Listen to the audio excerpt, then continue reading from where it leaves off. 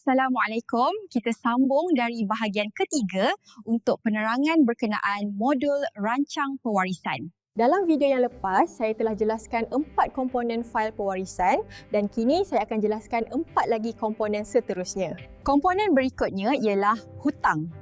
Untuk komponen ini, senaraikan semua hutang-hutang anda. Ramai yang terlepas pandang dan hanya menyenaraikan hutang-hutang besar seperti rumah dan kenderaan sahaja. Jadi, masukkan juga hutang seperti akaun kad kredit, akaun telefon, langganan Netflix, pay later dan lain-lain. Senarai ini penting bagi memastikan semua hutang didahulukan sebelum agihan harta pusaka dibuat. Jika ada orang yang berhutang dengan anda, senaraikan di sini. Ini dapat membantu waris menuntut semula hutang tersebut pada masa akan datang. Sekiranya anda ingin melepaskan hutang tersebut, anda boleh nyatakan di bahagian akhir, iaitu di bahagian pesanan anda. Mungkin ini lebih baik untuk anda. Jika anda menyertai mana-mana skim takaful, masukkan maklumat ini di sini. Kebiasaannya, syarikat takaful tidak akan mengetahui tentang pemergian anda, jadi waris perlu menghubungi mereka untuk memulakan proses tuntutan. Masukkan maklumat lengkap seperti nama syarikat takaful, nombor polisi dan lain-lain.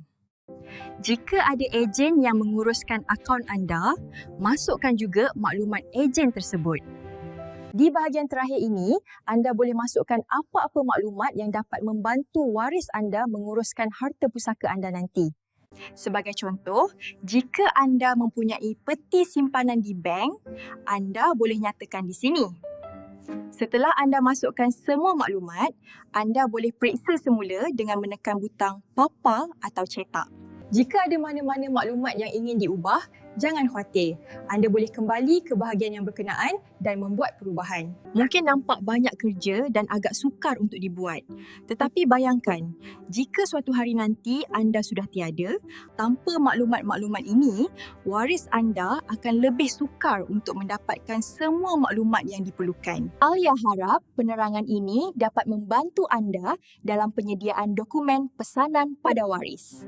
Teruskan menonton penerangan daripada Alia dalam video-video berikutnya. Semoga ia memberi manfaat kepada anda dan keluarga.